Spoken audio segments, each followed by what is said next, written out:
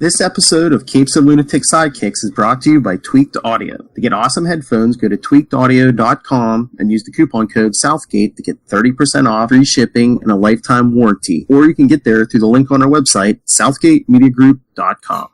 Recording has started.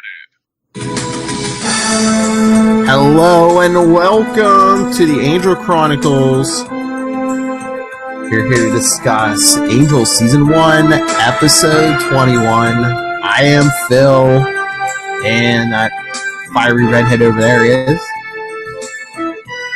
Oh, Lilith and Phil. Can't remember what color your hair is now.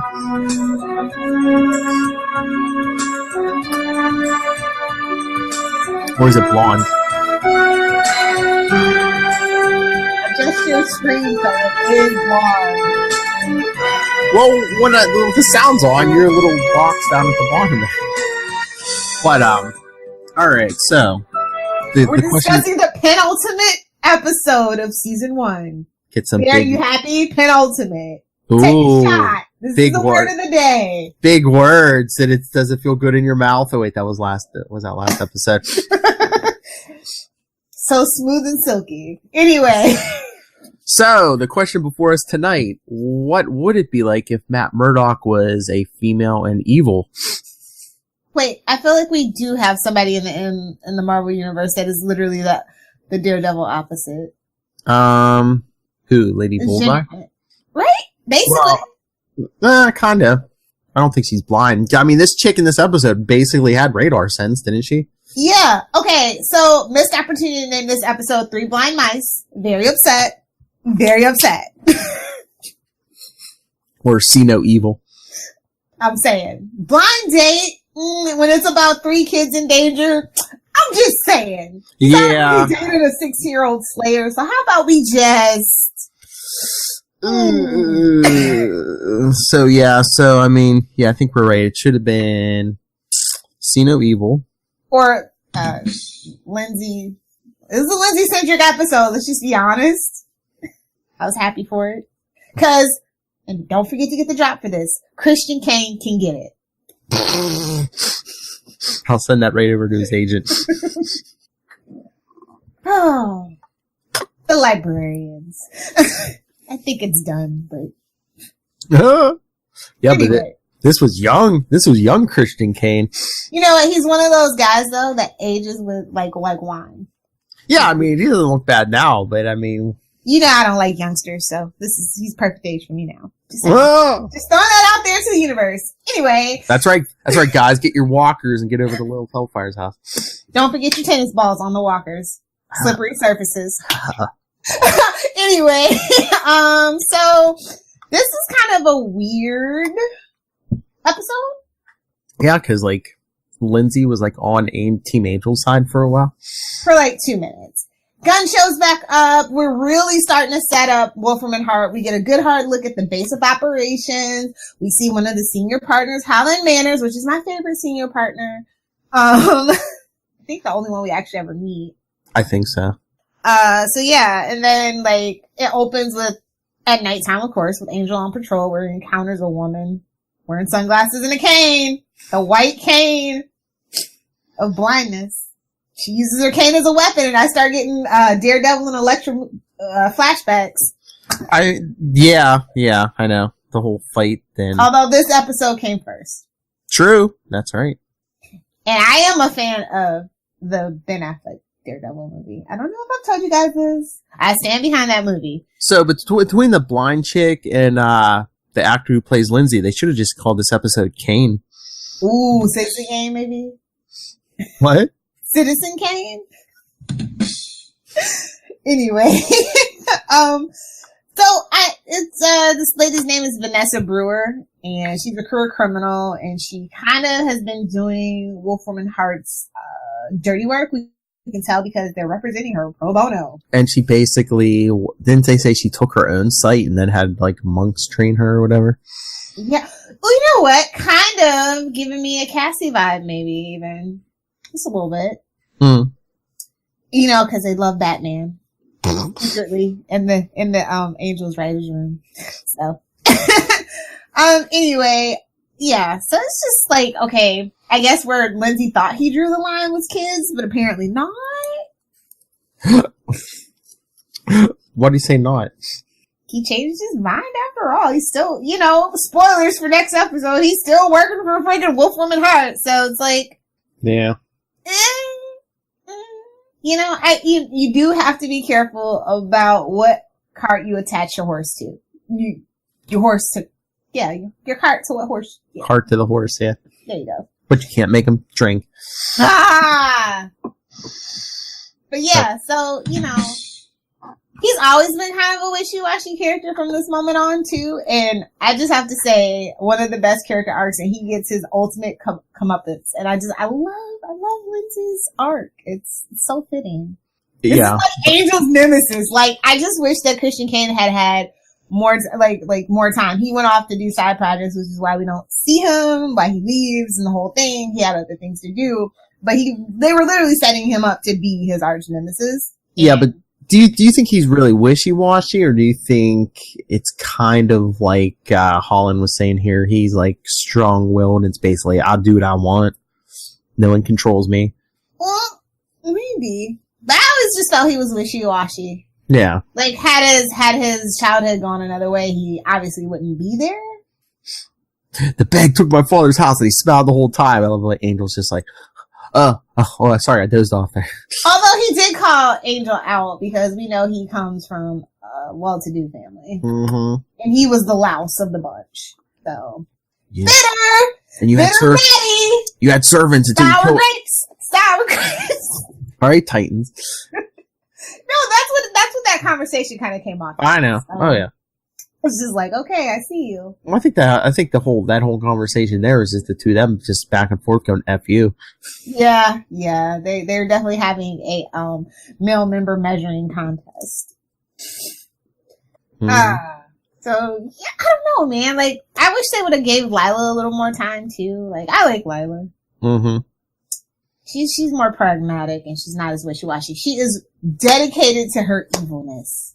And I couldn't remember until we did the rewatch, but this is the episode. This was Lee's last episode. Yes! I was literally thinking that when I watched it. I was like, oh yeah, goodbye, Lee! You're going to take clients with you. No, they read me wrong. Yikes. That was more tense than that Homeland episode where they had to take the lie detector tests. Yeah. And gun dropping the vampire in the lobby so Angel can sneak in. God. What, that monologue? Yes. It's like, oh, convenient plot point is convenient, rears its ugly head again. Okay. I heard evil white people had a mech. I was just like, oh God, stop. Well, I mean, I think that was the whole point, is to be loud and flashy so people be looking, Well, of course, but I mean, it was cringe, like, ultimate cringe. Oh, but fun fact, so the director for this episode, Thomas J. Wright, is like a prolific, now is a prolific director on Supernatural, so I just, I gotta do my Supernatural connections when I see them. Don't hate me. Anyway, yeah, so I just throw that out there. So we get the scroll. This is the episode where we get the scroll. Yep. Why did you take prophecy? Oh, we'll get there next episode. Yes. Why did you take the scroll? I don't know. Because it called out to him. Just saying. Mm-hmm. So this episode was brutal. It's like, oh God, like I just can't. Like, it was not like there was no funny dialogue. There was this like super high like. Is this the one with it was a pretty high death count too, so. Very tense, yeah. Well, at least one vampire, so 2 vampires dusted by Angel, the decoy man that was killed by Vanessa. There's one vampire that was dusted by the Wolfram and Hart security guards, Lee Mercer, an old man that Vanessa impaled, and then Vanessa herself, who was impaled. Sex is bad, okay? All that impaling going on. So what was the all total all together? What was the body count? See, 2, 3, 4, 5, 6, 7. I think it's tied for yesterday. Last episode. Yeah. Oh, fun fact, Jennifer Badger, the lady that plays Vanessa, has been a stunt double for Carissa Carpenter and Elijah Dusky on both Buffy and Angel. Oh. So yeah, that was fun. Cool. What else? I don't know. And then, shout out to Sunnydale in this episode because Cordy phoned Willow for to hack codes and find information on Vanessa. But meanwhile, they just typed blind woman criminal or whatever. Like, seriously? Well, I mean, how many... even in LA, it's like, how many blind female criminals do you think there are in the But, like, you're on a no. Like, I don't know, it's just weird. I don't know, it's just weird. I'd rather they just open the paper and there she was, other than, like, typing that random string into their search engine. Well, that's the other thing. I mean, maybe they do, but was that the end of this episode? Was that this episode or next one where they open the paper and it's like Lindsay's promotions in the newspaper? I was like, did they really print like, was that like front page too? It's like, did they? It was like front page, but in the corner. Well, you have to remember Wolfram and Hart is a huge fixture in this alternate LA verse. I guess, yeah. I mean, you know, if Lindsay was like destined to be the next Johnny Cochran, I think all the criminals in LA need to know, you know. I guess. Kind of thing. Anyway, yeah, it is what it is on that one. But, I don't know, this just definitely felt like a filler episode to just kind of like dovetail into this next episode. Mm-hmm. It's just like all set up for me, basically. And the whole thing in the courtroom, just when Angel threw the glasses at her, she caught it. Oh, she thinks she wouldn't have done it. Like, it's so weird. It's like she's a master criminal, you know? I mean, she got off anyway because I think half the room didn't notice. If I were him, I would have made it like a bigger spectacle so people saw her catch it. So, well, I took it as they were on the payroll as well. Like, they weren't going to take any chances. Yeah. So, and I like how, like, they tell Lindsay, hey, start fabricating this tragic past because, you know, she might, if she gets caught doing this next thing, she's gonna need it. And I'm just like, ooh, the wormiest of lawyers, the weaselly of weasels. And I just love Angel, like, figuring out the blind chick. Okay, don't move. And she can't see him if he doesn't. Okay, so this is my secret headcanon for the movie Minority Report. These 3 blind kids, I'm just saying. There you go. That's my personal theory. Anyway, yeah, look, I don't know. Like I said, it just felt like a filler episode. And well, I think it's basically, it's this one and next one kind of feel almost like a 2-part, you know, like a big one episode almost. Definitely. But honestly, I don't care about the kids. I wish they kind of would have died. I'm just saying. Yeah, well, I think they were a plot device for the whole Lindsay thing. Yeah. Definitely. Yeah. Which leads us to the Shansu part. Like, basically, like I said, it's all set up episode. Like, I get that penultimate episodes need to have a little bit of that, but I don't know. It's the penultimate episode. Like, where's the pathos? Like, like, I don't know. Like, it just. Well, I think especially with next episode coming, it was supposed to, like, throw a shadow over Lindsay's characters. Like, is he really as evil as he seems? And he's a lawyer. Of course he is. I know. He's a lawyer in LA. Of course he is. I know, but they had to play with that. Like, is he really so evil? I don't know. I guess. I liked a lot of the, like, behind the scenes stuff. Like, the special effects. They actually didn't use green screen. Do you know what they did? No. They painted the actors with glow-in-the-dark paint and shot the scenes in the dark, and then they reversed the image. Oh. Yeah. So I thought that was really cool. They're very practical when they need to be, and I like that. Yeah. I don't even think anybody would ever think about that in this day and age. Everything's like, yeah, we can do CGI for so cheap now. I'm like, yeah, but it's bad CGI. Looking at you, Flash. Well, and I believe especially with like those Flash ones, I don't know how quick do they turn Angel episodes, because it seems like they only have like is it a week to shoot each episode? Yeah, basically more or less. Yeah.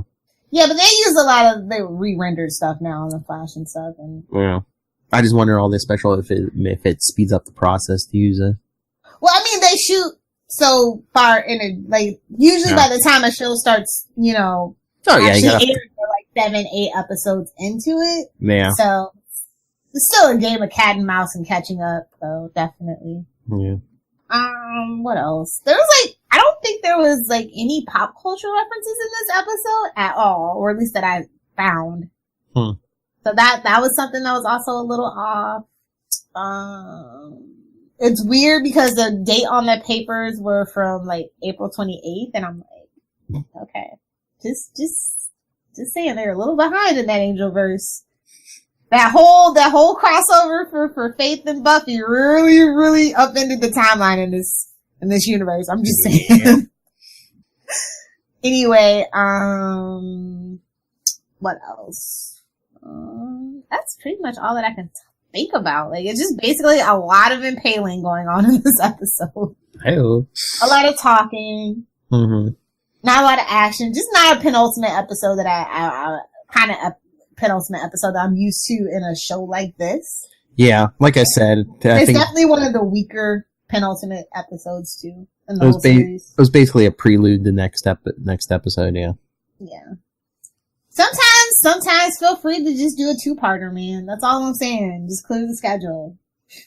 Or they needed another episode to, Who knows why people do what they do? Fill the episode count. We need one more for the penultimate, for the final, to see the finale. Yeah, well, they always know their episode count, unless you're, because it was set in the Buffyverse, so you knew it was going to be a full season anyway. Mm-hmm. So, I don't know, like, they did have a lot to deal with and overcome in season 1, though, so I forget it, but I'm just saying it's not the best. And yeah. I'm gonna just give it a C+, because I don't have any I have, like, one favorite line and no favorite scenes, and the action was ho-hum. Like, there was a lot of, like, people being killed, but it was boring and repetitive. So it's a C+ for me. I'll give it a B-.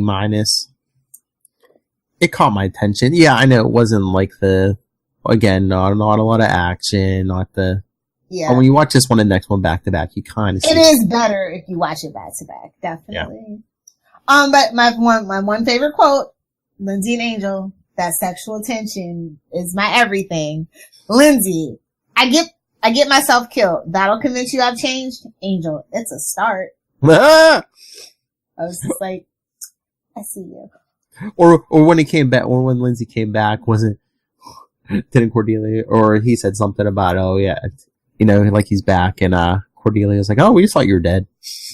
Yeah, pretty much. And just this one thing, like, I hate when people get stuff in court scenes wrong, like, cause it's just so easy to look up when Angel's like, oh, they acquitted her, hung jury. It's like, no, bro, it's one or the other. Hung jury is one when the jury doesn't reach an actual verdict. Yeah, acquitted is a verdict, yeah. Exactly. It's just like, which is different than not guilty. Like, I just, thank you, OJ trial, for teaching me everything I know about law. Good Lord. True story. You were too young for that. Come on. My parents weren't. All the adults in my life weren't. Oh my Lord, that's all we talked about in high school. Oh Lord. Like, that was all that was on TV. And like, the reenactments, like, oh God. I was just like, I just want to watch Lion King, bro. Like, but, no, I mean, Angel's an old man too. I mean, because facts confused. Plus, he's not really technically American. So, True. I'll forgive him. Illegal alien. Aren't they all? Aren't all the best superheroes looking at you, Superman? That's why he's so near and dear to my heart. It's the one thing a lot of people just gloss over. Anyway, yeah. So that's my thought on this episode. But thankfully, if you're going to listen to the next episode, I am very, very enthused about the next episode. Why wouldn't you listen to the next episode? It is an amazing episode. Yes. So yeah, let's just get to that instead. All right. So anyway, if you have thoughts on this episode, any other episodes, or hey, if you know any actors or anyone who worked on the show, email us, capesandlunatics@gmail.com. Follow us on Facebook, Angel Chronicles, @Angel TV Podcast, and @CL Sidekicks on Twitter. Follow CL Sidekicks on the gram and the voicemail, 614-382-2737. That's 614-38-CAPES. And Lilith Hellfire, who's had probably a few blind dates in her life. Where can people get a hold of you? I just realized something. I don't know if you're an American Horror Story fan, but Tim Minear is like executive producer on that show, and he was also like executive producer and like writer here. We totally need to have him on. All right. Then I can ask him about Grimm too.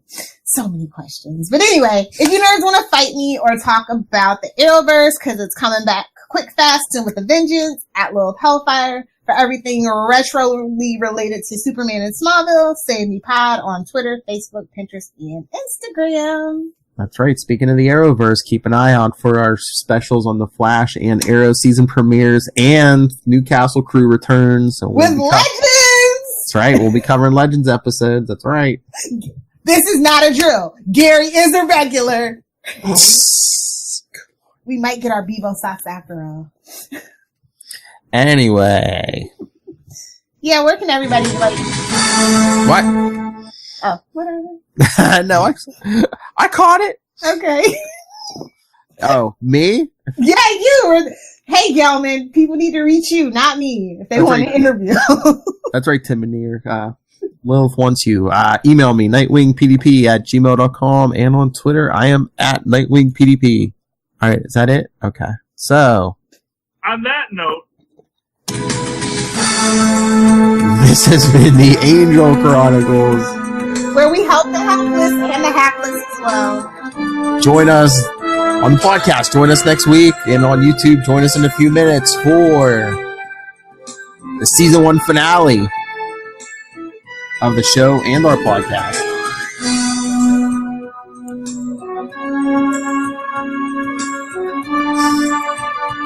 Remember,